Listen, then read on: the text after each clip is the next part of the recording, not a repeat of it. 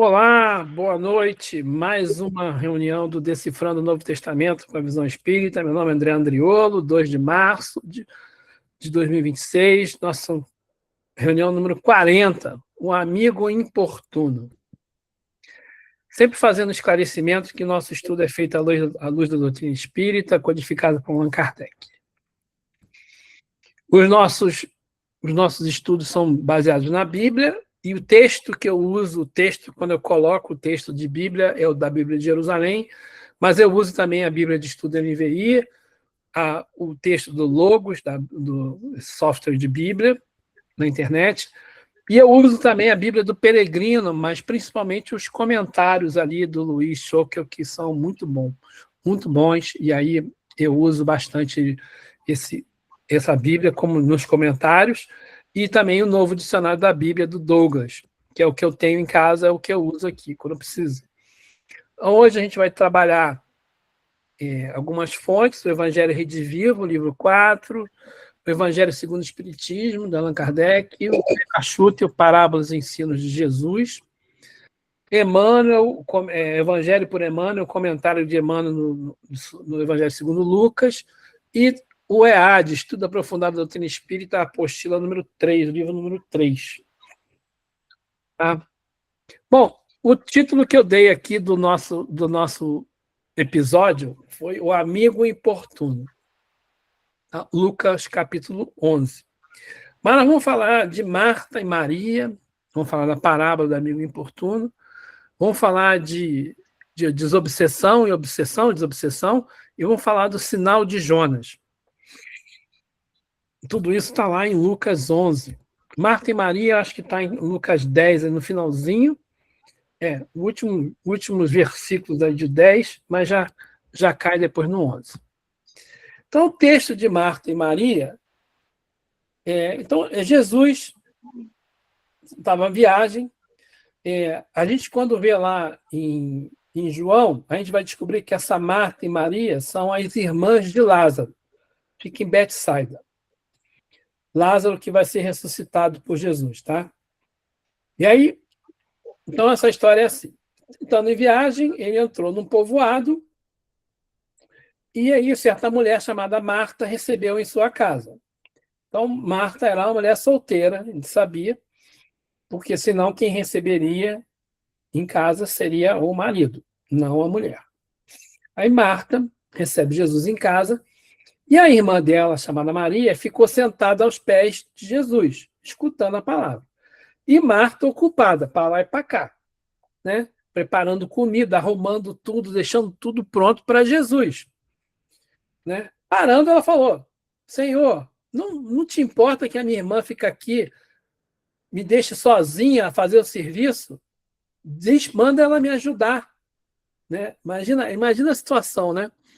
A Marta querendo tudo certinho, né? que a recepção, que o lugar, que a mesa, que a comida, tudo certinho para receber Jesus, que ela sabia quem era Jesus, e a irmã dela sentada ouvindo Jesus falar, e ela trabalhando para lá e para cá. Ela não achou justo, né? Reclamou. E falou com Jesus, Jesus, pô, tu não pede para ela te ajudar, para ela me ajudar. Aí Jesus responde para ela, Marta, ô Martinha, para tu essa, hein? Por que tu te inquietas e te agitas, tu te inquietas e te agitas por muita coisa? No entanto, pouca coisa é necessária. Até mesmo uma só. Maria, a irmã, com efeito, escolheu a melhor parte, a que não será tirada. Né? Aí, essa figurinha aí, né? Ele reclamando. Ela reclamando que Maria não fazia nada. Marta era perfeccionista, queria tudo certinho. E ela era ativa, né? Sabe quando eu li essa passagem, eu me lembro, sabe que dos fotógrafos nas cerimônias. Tá tendo uma cerimônia lá, um casamento, tá o fotógrafo para lá e para cá, né? Todo mundo prestando atenção no que o sacerdote está falando, o que o juiz está falando, e o fotógrafo para lá e para cá, pá, né? Porque ele está fazendo outra coisa.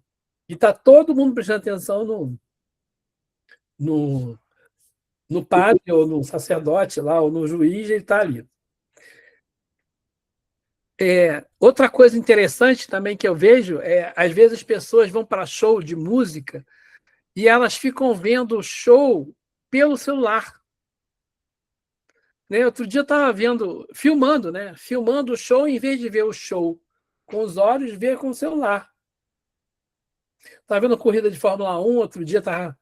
Aí não era nem de Fórmula 1, outra corrida de automóvel. Aí as pessoas lá que ficam lá no paddock, vendo os carros de perto, em vez de olhar para os carros, ficam olhando pelo celular para filmar, para lembrar depois.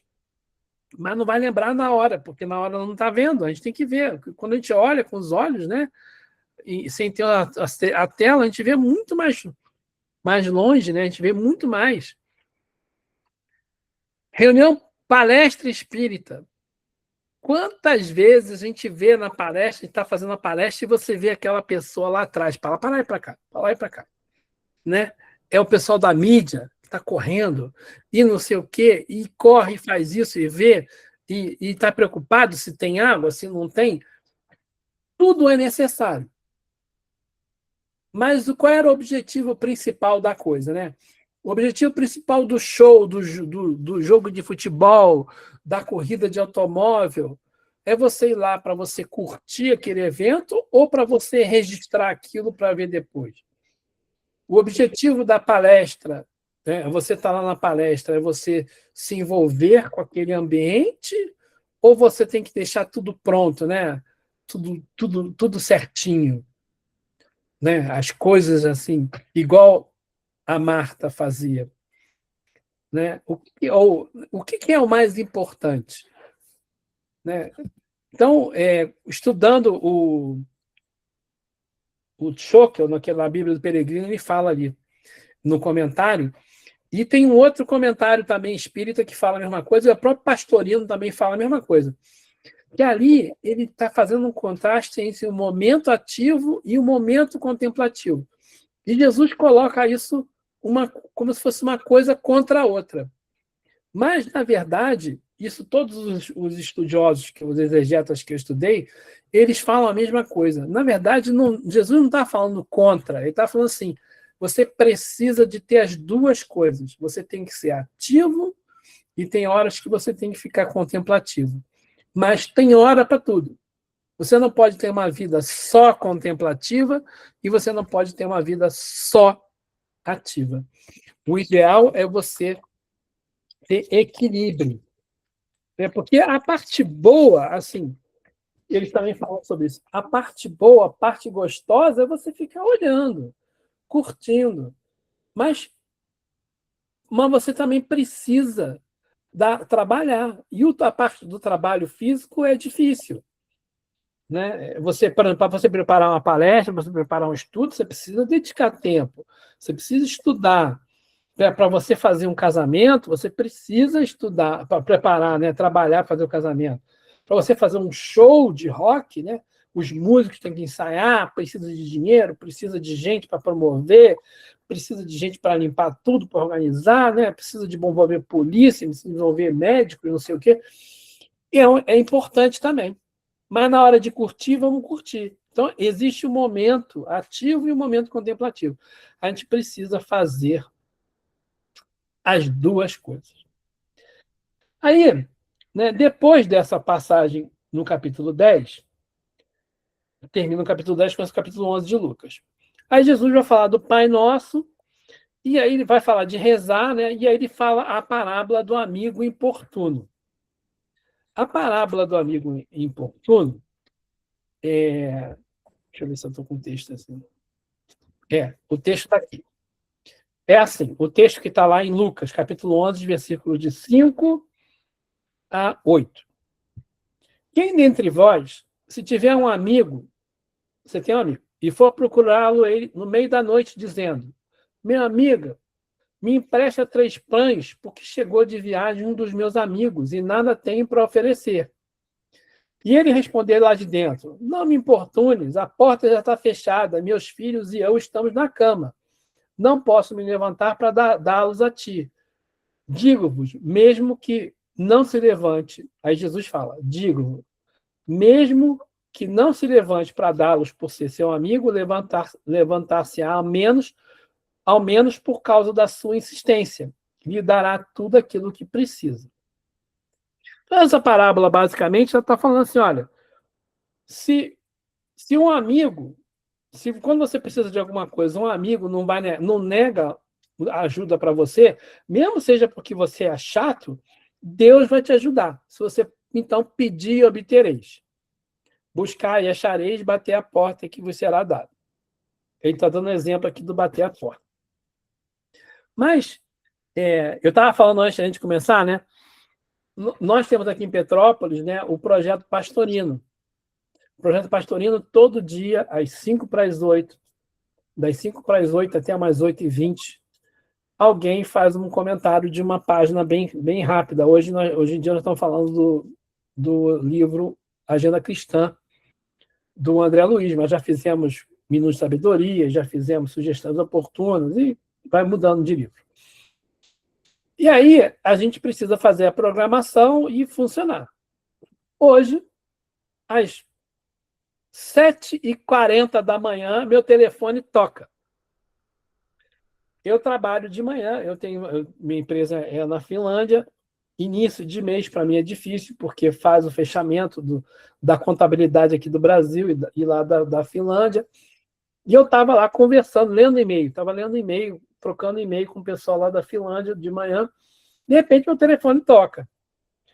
Aí eu atendi, falei, poxa, quem é essa hora, né? Quem é um amigo importuno que vai me ligar a essa hora, 7h40 da manhã? Peguei o telefone e era a pessoa que ia fazer o Pastorino, a pessoa que eu gosto muito, respeito muito. Ela falou, André, pelo amor de Deus, me ajuda, eu não estou conseguindo fazer o negócio funcionar, a programação funcionar, e está errada, me ajuda. Eu falei, calma, eu vou entrar lá no estúdio e vou consertar para você. Aí eu entrei, descobri o que era, falei para ela, olha, sai daí que eu vou fazer uma programação nova, fiz tudo direitinho, e vou botar uma musiquinha enquanto você entra.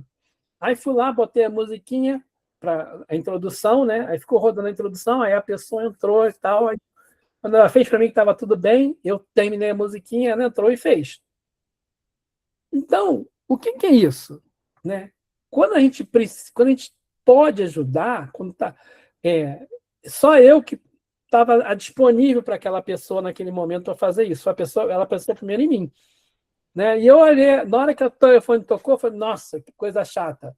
Mas quando eu vi quem era, eu falei, opa, é o meu amigo, eu vou ajudar. E eu quase falei com essa pessoa, poxa, eu estou estudando amigo importuno, não fui falar isso para ela não ficar chateada achando que ela era uma pessoa importuna. Não é isso. Mas é exatamente o que ele está falando. Né? Naquela época, né, a pessoa, quando recebe visita, os hebreus eles tinham a ideia da porta aberta. A porta ficava aberta o dia inteiro. E as pessoas entravam na tua casa durante o dia. Mas, de noite, eles fechavam a porta para dormir, porque na casa deles não era igual à nossa casa, que tem sala, cozinha, banheiro, tudo separadinho. Né? As pessoas, era basicamente um cômodo só. Tinha um banheiro ali separado, reservado, que era provavelmente com uma cortininha, e a cozinha, e ali todo mundo dormia no chão. Na hora de dormir, a família toda dormia no chão. E a porta estava fechada. Então, se você batesse na porta e chamasse, né, você ia acordar a família inteira. Por isso que ele fala ali, ó, eu e meus filhos, a porta já está fechada e meus filhos estão na cama. Não posso levantar para ajudá-lo. Né? Então, porque já tem uma situação ali, já está tudo pronto para dormir. Né? Então, por isso que ele falou que não. É igualzinho a mim, eu já estava pronto para conversar com pessoas da Finlândia. Mas bateu uma pessoa na minha porta pedindo ajuda. E aí a gente ajuda. Né? E a gente precisa. Quando Jesus fala essa parábola, né, ele está falando, né, que existem pessoas ali, existem pessoas que incomodam, pessoas que aborrecem, pessoas que não têm discernimento, pessoas que de vez em quando são amigos, né? Amigos, falam assim, amigos que incomodam, aborrecem, que trazem às vezes constrangimento. Tem amigo que às vezes que impõe, né? Tem amigo que fala, não, você tem que fazer não sei o quê. e tu não está muito afim, a pessoa fica te empurrando, né? Tem aquele que provoca, mas a gente precisa olhar para esses amigos, né? E ajudar eles. Porque mesmo que essa amizade não seja uma motivação suficiente, a gente precisa ajudar, né? E o verdadeiro amigo não se fica aborrecido quando o outro pede, que foi o que aconteceu hoje. Quando eu vi quem era, eu vi a pessoa é minha amiga, eu vou ajudar, né? Então, eu não neguei a ajuda, né? Eu podia não atender o telefone e deixar para lá, mas a gente ajuda porque a gente pode ajudar, né? A gente tem que estar sempre disposto para ajudar. Depois dessa passagem, alguém falou alguma coisa? Bom, depois dessa passagem, né, Jesus fala da eficácia da oração, ele fala pedir, obtereis, batei, não sei o que nós já conversamos sobre isso. Ajuda, esqueci de colocar aqui, né? A gente sempre ajuda, vem sempre. Mesmo quando o amigo não quer ajudar, alguém vai te ajudar. Pensa nisso. A ajuda vem sempre. Às vezes uma pessoa não pode, outro vem e ajuda. Aí Jesus vai falar lá o texto de Jesus e Beelzebul. Esse é o nome. Então está lá na Bíblia assim, Lucas 11, 14 em diante. Ele expulsava um demônio que era mudo. Então a pessoa era possuído, ele não falava, era mudo. Ora, quando o demônio saiu, o mundo falou. E as multidões ficaram admiradas. Alguns dentre deles falaram assim: é por Beelzebul, o príncipe dos demônios, que ele expulsa os demônios. Outros, para porem à prova, pediam um sinal vindo do céu. E aí ele vai desenvolvendo sobre isso, né? Quantas vezes, né, a gente vê as pessoas criticarem por criticar, por não concordar, por não entender? Outro dia eu estava vendo um vídeo, né, aí uma pessoa criticando as cartas consoladoras. O que são as cartas consoladoras? São médiuns que se dispõem a fazer sessões espíritas em que eles entram em contato com os familiares de algumas pessoas e aí, quando eles conseguem conexão, eles escrevem a carta. E as pessoas ficam cobrando, né? Querem que eles adivinhem o nome, que eles adivinhem as coisas, e os médios não têm essa capacidade toda ainda, né? E aí eles passam apenas cartas que têm ali detalhes que só quem está recebendo sabe o que toca o teu coração, o que não toca. E isso, muita gente critica. Diz que é um absurdo, que está errado, que a pessoa faz isso para ganhar dinheiro. Olha, os médicos que eu conheço não ganham nenhum tostão. Saem não sei de onde, saem de São Paulo, saem de Minas, saem de outros estados da federação para fazer sessão de mediúnica e não recebem nada por isso, né? E perdem o fim de semana, fazem isso no fim de semana. Em vez de ficar com a família, saem no fim de semana para fazer esse trabalho. E as pessoas ficam criticando, dizendo, é um obsessor, é não sei o quê. É como foi Jesus ali. Jesus está curando, mas estão dizendo o quê? Ele está curando em nome do Beelzebul. Ele está curando em nome do demônio. Então, as pessoas têm muito céticas.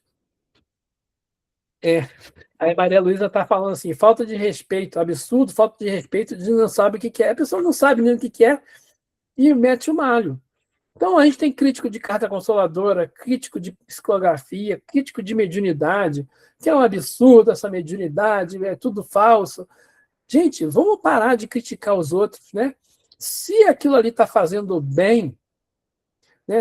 Qual é o objetivo? Lembra aquela história lá do objetivo, né? De Marta e de Maria? Qual é o objetivo principal da história? Né? Na hora que a pessoa estava conversando, que Maria estava conversando, Marta estava conversando, ouvindo Jesus, né? naquele momento, o mais importante não era arrumar a mesa, era prestar atenção no ensinamento. Né? E aí a gente, às vezes, fica preocupado se está seguindo exatamente o que você interpretou, que Kardec disse, exatamente como o Chico fazia. Então, a gente tem muita gente criticando, né, sem conhecer. A Débora quer falar. Fala, Débora. Não, é que eu estava aqui pensando com uma lógica muito simples com a minha mãe, né? Porque a gente vive no mundo capitalista, então para se manter um centro espírita, para se manter uma igreja, para se manter um centro umbandista, qualquer lugar precisa de gastos, tem gastos, né? Gastos de luz, gastos de energia. Não, nada fica pra gente, né? Tudo fica pro ambiente, pra casa, para deixar um ambiente bom e harmônico, limpo, com as necessidades básicas que a gente precisa ter. Não, é verdade, Débora, mas só que eu falo assim, o médium, na verdade, o médium não ganha nada. O médium em si, aquela pessoa, não ganha nada. Ela só ganha. Ela ganha promoção, ela ganha, aparece, a gente aparece, mas não tem um monte de hater. Né? Então, assim, eu não sei se alguém me pergunta, André, você teria coragem se eu tivesse se eu tivesse a faculdade, né? Eu não tenho, mas se eu tivesse, eu ia pensar 1000 vezes, porque é uma tarefa muito dura. O Chico também recebia muita crítica, né? E aí Jesus, depois que ele conta essa passagem que ele discute essa passagem dele curar o mudo, né? O mudo voltar a falar e começaram a dizer que ele estava curando em nome de Beelzebu, ele fala assim: quem não está a meu favor está contra mim. E quem não ajunta comigo, dispersa. Isso é o versículo 23 do capítulo 11. Né? Isso aí, muita gente interpreta essa frase de maneira errada. Né? Então, os políticos, então, usam muito isso. E algumas religiões usam até essa frase aí para ir contra o outro. Então, quem não é a meu favor é contra. Flávia fez a palestra na quinta-feira passada lá no Allan Kardec, ela falando das diferentes religiões e pessoas criticando a ideia espírita que Jesus é o governador da Terra. Aí fala, mas por que o governador da Terra? Só 30% da população da Terra é cristã, o resto são outras religiões. Não, mas Jesus, as outras religiões também seguem o mesmo ensinamento, né? Aqueles enviados foram enviados de Jesus, só isso. E aí, quando Jesus fala quem está a meu favor, está contra mim, será que ele está falando isso? Ele está querendo divisão? Ou ele está pedindo assim, olha, quem não tem algum compromisso, né? Qual é o compromisso? Um compromisso ativo. Primeiro compromisso. Quem não tem um compromisso de estar com Cristo, o compromisso de estar com Cristo não é apenas você dizer que você é cristão, mas agir em favor do bem. Você ser neutro diante do Evangelho não é ilusão. A pessoa que não coopera, que não ajuda, acaba por dificultar. É o que os espíritos falam. A falta de fazer o bem já é o mal. Você tem que fazer o bem, não é só não fazer o mal. A gente precisa de um compromisso ativo, a gente precisa, então, de uma ação. Né? O que Jesus fala assim, ajuntar. Quem não ajunta comigo, dispersa. Ajuntar é trabalhar pela união, pela caridade, pela construção espiritual. Isso são palavras de Emmanuel, numa página que Chico ditou numa reunião do Conselho Federativo Nacional, na FEB, está falando sobre unificação. Ajuntar é trabalhar pela união, pela caridade, pela construção espiritual. Dispersar é alimentar egoísmo, indiferença ou vaidade, que afasta os corações. Então, quando Jesus fala assim, quem não está a meu favor está contra mim. Quer dizer, estar com Cristo, você tem um compromisso.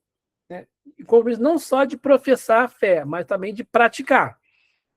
E quem não ajunta, quem não trabalha pela união, dispersa. Quer dizer, dispersa, alimenta o egoísmo. Quem não trabalha pelo amor do Cristo, pela lei divina de amar ao próximo como a si mesmo, né? Você está dispersando. E todo mundo tem uma responsabilidade pessoal. Cada espírito é chamado a escolher entre colaborar com a obra do Cristo ou se perder em distração que vai atrasar.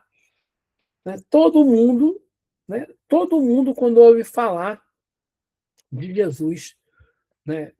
Os ensinamentos do Cristo, a gente ouve os ensinamentos do Cristo, todo mundo do Ocidente, pelo menos, a gente tem um chamado. Ou você faz aquilo, ou você tenta fazer aquilo, ou você entende aquilo, ou você se distrai. E quando você se distrai, você atrás, você se atrasa, né? Aí Jesus continua falando de obsessão. Aí ele fala assim no versículo 24, 25 e 26. Quando um espírito impuro sai do homem, perambula em lugares áridos, procurando repouso, mas não encontrando, diz: voltarei para minha casa de onde saí. Chegando lá, encontra varrida e arrumada. Diante disso, vai, toma outros 7 espíritos piores do que ele, os quais vêm habitar aí. E com isso, a condição final daquele homem torna-se pior do que antes. Reunião mediúnica. A pessoa chega lá no centro e fala: estou com obsessão, a gente identifica, está com obsessão, aí nós vamos fazer um trabalho mediúnico, a gente às vezes vai até na casa da pessoa, tem que tapar, se aplicar, tem que ir lá no centro, várias reuniões, água fluidificada, cada casa espírita tem o seu método lá, e faz um trabalho de desobsessão, e aí o espírito impuro sai da pessoa, e a casa da pessoa está tudo arrumadinha, a pessoa está tudo certinho. Né? Não tem mais nenhum espírito. A pessoa fica levinha, que bom. Né? E aí a pessoa começa a viver a vida dela. O espírito impuro vai para lugares áridos ali, vai para lugares onde ele, né, procura repouso, vamos falar assim.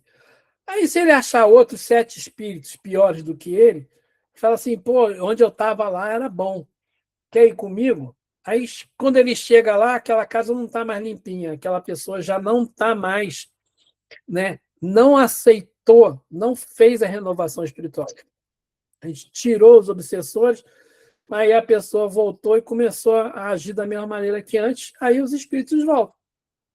E às vezes volta até uma obsessão pior do que a que estava antes. Olha só que situação. Né? Então, Jesus mostrando para a gente, ele fala tão claro, né?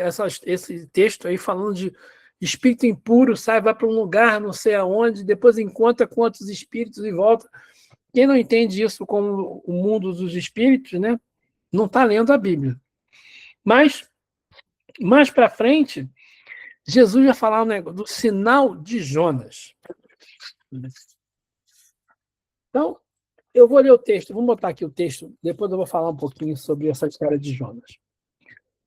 Como as multidões se aglomerassem em volta dele, diz lá no versículo 29, Jesus começou a falar: essa geração é uma geração má, que procura um sinal, mas nenhum sinal lhe será dado, exceto o sinal de Jonas.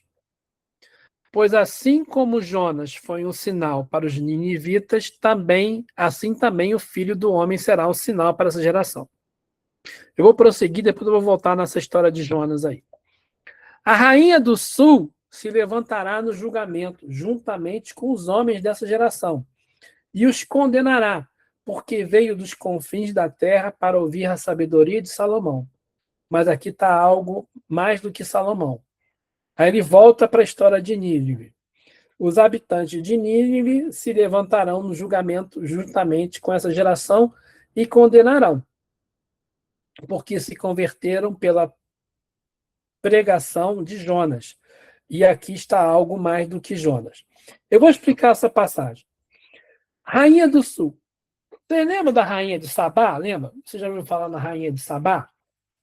Lá em Reis, o primeiro livro de Reis, no capítulo 10, então assim, a rainha de Sabá ouviu falar da fama de Salomão, por ordem do nome de Yahvé, e veio pô-la à prova por meio de enigmas. Então a rainha de Sabá era muito rica. E ela foi para Jerusalém para falar com Salomão. Que ela ouviu falar que Salomão era um cara muito, tinha muita sabedoria, muito inteligente. chegou a Jerusalém com numerosa comitiva, com camelos carregados de aromas, grande quantidade de ouro e pedras preciosas. Apresentou-se diante de Salomão e lhe expôs tudo o que tinha no coração.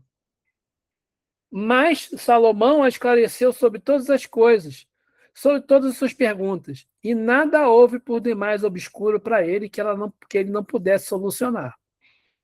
Quando a rainha de Sabá viu a sabedoria de Salomão, o palácio que ele fizera para si, as iguarias de sua mesa, os aposentos de seus oficiais, as funções, perdeu o fôlego, ficou fora de si e disse para o rei: realmente era verdade tudo o que eu vi na minha terra a respeito de ti e de tua sabedoria.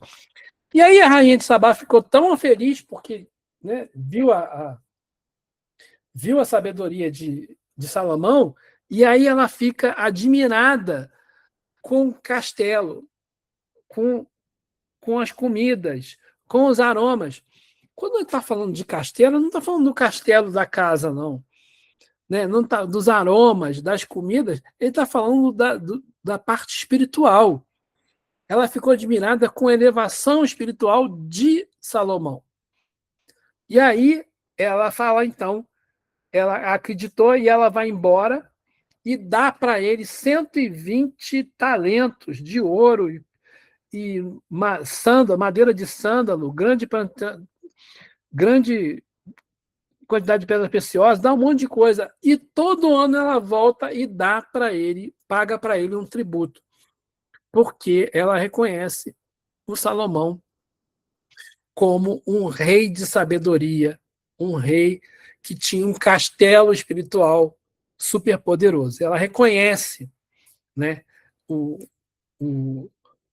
a sabedoria, o poder, a elevação espiritual de Salomão. Por isso que ele fala assim, ó, a rainha do sul se levantará no julgamento juntamente com os homens dessa geração e os condenará, porque ela veio dos confins da terra para ouvir a sabedoria de Salomão, mas aqui está algo mais do que Salomão.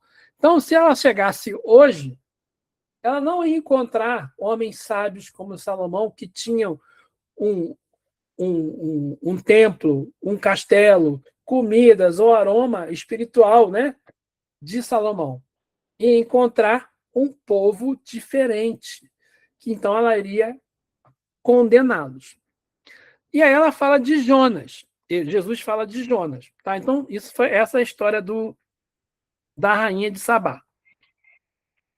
Quem quiser saber mais, já lembra, eu fiz um estudo sobre o Antigo Testamento, 2 anos atrás, e tem lá um pedacinho que a gente fala sobre isso. Lá. Aí, né, ele começa falando do sinal de Jonas. Lembra que ele fala de Jonas? Jonas foi um sinal para os ninivitas. Né? E aí, depois, no final, os habitantes de Nínive se levantarão no julgamento juntamente com essa geração e a condenarão. O pessoal de Nínive vai condenar a geração, porque os ninivitas se converteram pela pregação de Jonas. Como é que é a história de Jonas? A história de Jonas é assim. É uma história satírica. Só tem 5 capítulos, se não me engano, 4 capítulos, pequenininha, 2 páginas do Antigo Testamento. Jonas era um profeta. Ele era filho de Amati, o nome do pai dele. Aí Jonas estava lá, né, na sua casa, e aí, de repente, do nada, Deus fala com ele, Yahvé fala com ele, vai para Nínive, levanta-te e vai a Nínive, a grande cidade, e anuncia contra ela que a sua maldade chegou até mim. Então, Yahvé fala com ele, olha, vai para Nínive e vai pregar lá para eles. E aí Jonas fala assim, eu não. E Jonas levantou-se e para fugir para o Tarsis, para longe da face de Israel. Tarsis significa fim do mundo. Jonas falou, eu não, que eu vou para Nínive, o cacete, eu vou para o Tarsis. E aí ele foge para o fim do mundo, pega um barco. Quando ele entra no barco, ele vai lá procurando o barco, começa a dormir e vem uma tempestade. E a tempestade está ameaçando afundar o barco. Aí o comandante do navio chega para o Jonas e fala assim: Jonas, como é que você pode dormir? Tá uma tempestade danada. Aí levanta aí, invoca o teu Deus e pede para ele acalmar a tempestade. Aí o Jonas, não, não vou não. Aí, Jonas, qual é a tua missão? Quando o Jonas conta qual era a missão dele, os marinheiros, os marinheiros então se tocam que era Jonas o culpado, porque ele não estava querendo fazer a missão. A missão era ir para Nínive e ele estava indo para o Tarsis. E aí os marinheiros pegam, jogam o Jonas fora do barco, jogam no mar. E aí os homens então ficaram tomados de um grande pavor para com Yahvé e ofereceram sacrifício a Yahvé e fizeram votos. Mas aí acaba a tempestade. Aí Jonas vai cair no mar e aí Yahvé faz com que um peixe grande engula ele. E Yahvé determinou que surgisse um peixe grande para engolir Jonas. Jonas fica dentro do peixe 3 dias e 3 noites. Referência direta, esses 3 dias e 3 noites, é de referência direta, segundo os estudiosos da Bíblia, ao tempo em que Jesus vai ficar, né, entre a crucificação e a ressurreição de Jesus. E aí, quando Jonas está dentro da barriga, depois de 3 dias e 3 noites, ele faz uma oração. Olha só que interessante. Na verdade, essa oração é como se fosse um salmo. Que fala assim: da minha angústia, clamei a Yahvé, e ele me respondeu. Do seio do Sheol pedi ajuda. Do Sheol é o inferno. Pedi ajuda. E tu ouviste a minha voz. Lançaste-me nas profundezas, no seio dos mares, e a torrente me cercou. E aí ele continua falando. No final, ele fala assim: contra mim, com cantos ações de graças, oferecer-te-ei sacrifícios e cumprirei os votos que tiver feito. A Yahvé pertence à salvação. Então ele faz uma prece dizendo: olha, eu errei, eu fiz isso, fiz aquilo outro, bababá, bababá, e tu me jogou lá no fundo do poço. Basicamente isso. E aí no final ele fala: eu me arrependo. Quando ele se arrepende, o peixe cospe ele de volta para a terra. Só que quando ele quando ele vê na praia essa mulher que ele está em Nínive. Ele acorda e o peixe foi lá e levou ele para Nínive. Ele sai para Nínive mal-humorado, né? Olha a cara dele aqui, né? A oração dele: contra mim, com quanto de ação de graças, cumprirei os votos que é feito. Aí foi aquele texto que eu li. Aí ele fala assim: vai a Nínive e prega o que eu te mandei. Aí Jonas, muito a contragosto, foi lá para Nínive. Chegou lá em Nínive e falou: olha, pregou assim: ainda 40 dias e Nínive será destruída. Os homens de Nínive. Bom, aí ele só fala isso. Né? 40 dias, daqui a 40 dias, Nínive vai ser destruída. E os reis lá, os governantes, ficaram apavorados. E eles se convertem. Né? A notícia chegou ao rei, ele levantou-se do trono, cingiu-se com pano, cingiu-se com pano e saco e assentou sobre a cinza. Em seguida, fez proclamar Nínive como decreto de seus grandes. Homens e animais, gado graúdo e miúdo, não provarão nada. Eles não pastarão e não beberão água. Então, todo mundo, cada um no seu caminho perverso, e todo mundo vai ter que se converter. Quem sabe, talvez Deus volte atrás, arrependa-se e revogue o ardor de sua ira, de modo que não pereçamos. E Deus viu as obras deles e viu que eles se converteram de seu caminho perverso. Deus se arrependeu-se do mal que havia a fazer e não fez. E aí Deus não comete né, o mal que tinha prometido fazer. E aí o Jonas fica com raiva. Mas peraí,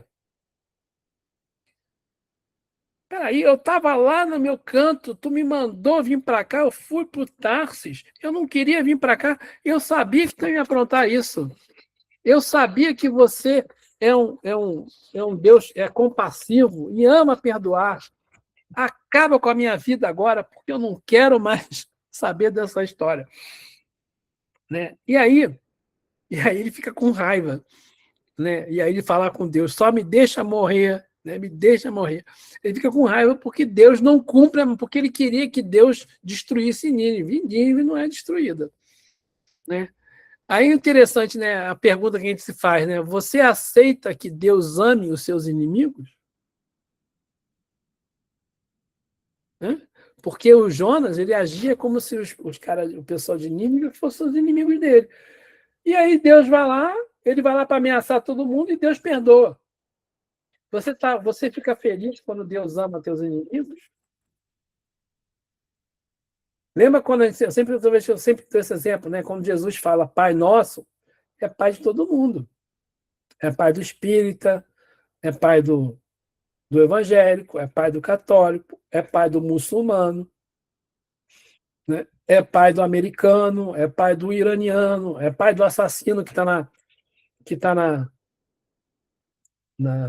cadeia, é Pai do estuprador, é Pai de todo mundo. Né? Como é que a gente vê isso, né? Então, Deus dá sempre a oportunidade das pessoas se arrependerem e fazerem tudo de novo. Como? Através da reencarnação. A reencarnação é a chance que a gente tem de se renovar. Por isso que quando Jesus fala lá do sinal de Jonas, né? Como as multidões, essa geração é uma geração má, procura um sinal. Nenhum sinal será dado, exceto o sinal de Jonas. O pessoal queria uma prova que Jesus fosse o Messias, mais prova do que ele estava dando. Mas eles queriam a prova do Messias que eles esperavam, né? Que ia descer fogo do céu, que ia matar com todos os romanos, né? Que eles iam poder de novo ser uma nação poderosa, como na época de Salomão e Davi e tal. E aí, né? Qual era o sinal que foi dado? O sinal de Jonas. Jonas chegou e falou: ou vocês se arrependem, ou daqui a 40 dias vai ser tudo destruído. O que é 40 dias? O que é o 40? 40 é uma referência às 40 semanas da gestação, renovação. É uma referência aos 40 anos no deserto. É uma referência aos 40, do povo hebreu no deserto. É uma referência aos 40 dias de Jesus no jejum, né, no deserto. Então, 40 se indica renovação. Então, quando o Jonas fala, você tem 40 dias, vocês têm um período de renovação, vocês têm uma nova reencarnação. Jonas estava falando com o povo de Nínive, ele estava falando com o pessoal que ia ter que reencarnar, e se vocês, né, eram criminosos que estavam no plano espiritual, iriam reencarnar, e nessa reencarnação, se eles se arrependessem e fizessem tudo certinho, Deus ia perdoar os seus erros. E Jesus fala: vocês estão igualzinho o povo lá de Nínive. Vocês não estão igualzinho, não. Vocês estão tendo o aviso de Jonas, mas se vocês não fizerem, vocês vão sofrer as consequências que Deus tinha prometido para o povo de Nínive, mas não deu. Né? Aí, né, então, Jesus fala, né, do perdão divino aí. Termina isso, ele começa a falar sobre a lâmpada. Ele fala: ninguém acende uma lâmpada para colocar em lugar escondido ou debaixo do alqueire, e sim sobre o candelabro, a fim de que os que entram vejam a luz. Então ele fala: a luz tem que ficar exposta. Se você esconder a luz, ela não ilumina nada, tá certo. Mas, naquela época, eles achavam que o olhar é que emitia a luz. O olhar, você só enxergava porque o teu olho, saía alguma coisa do teu olho para enxergar. E o olho era o espelho da alma. Né? E aí ele falava assim, que você, quando olhava no olho da pessoa, você conseguia ver a alma da pessoa. E aí Jesus fala, a lâmpada do teu corpo é o teu olho. Se o teu olho tiver são, todo o teu corpo ficará também iluminado. A lâmpada do corpo é o seu olho. Quer dizer, a gente consegue ver a sua alma dentro do seu corpo através do seu olho. Se a sua alma tiver são, o seu corpo também ficará iluminado. Mas se o seu olho for mal, quer dizer, se sua alma for má, o seu corpo também ficará escuro. Por isso, vê bem. Vê bem se a luz que há em ti não é a treva. Você não tem luz, né? É treva. Portanto, que se todo o teu corpo está iluminado, sem parte alguma tenebrosa, estará todo iluminado como uma lâmpada, quando te ilumina com teu fulgor. Isso está ligado com como que a gente vê o mundo. Como é que a gente olha o mundo, né? A gente olha para o mundo e como é que a gente enxerga o mundo, né? A gente pode, dependendo da maneira como a gente enxerga o mundo, como a gente está no mundo, a gente pode ter uma alma iluminada ou uma alma trevosa, né? Então, assim, a gente tem que olhar para o mundo olhando aqueles pontinhos luminosos ali brilhando, né? Aquelas estrelinhas ali, né? A gente tem que olhar para os outros tentando ver sempre o melhor do outro. Porque quando a gente olha o melhor do outro, a gente vai poder olhar para o outro como um amigo, mesmo que ele seja importuno, eu posso e devo ajudar ele, porque ele está precisando de mim e eu vou ser uma luz, né? Se eu olhar para as coisas importantes como Marta, né, e Maria, como Maria olhava para Jesus, olhando para o que realmente importava, a gente vai vendo a luz, né, dos ensinamentos de Jesus, a gente vai estar olhando o mundo, né? Se a gente olhar se a gente olhar para aqueles criminosos, né, para aqueles que erram, e olhar para eles, olha, com um olhar de compaixão e não de vingança, né? Se a gente sair dessa história de bandido bom é bandido morto, a gente tem que olhar com essa pessoa assim, coitada, essa pessoa está sofrendo, essa pessoa está doente, ela vai sofrer. Aí, quando a gente conseguir entender isso, a gente vai estar olhando para o mundo com o olhar da lei de amor, né? A gente vai poder estar a favor de Jesus, não contra Jesus. A gente vai estar ajuntando com Jesus, né? A ação consciente de ajuntando, não de dispersando, né? A gente vai estar colocando a nossa responsabilidade pessoal nisso aí, né? E se a gente tiver a nossa renovação espiritual, a gente vai impedir que os espíritos impuros possam nos atrapalhar, porque eles vão chegar na nossa casa mental, vai encontrar ela sempre arrumadinha e limpa, né? Porque se a gente ouvir Jesus, né? Ouvir, né?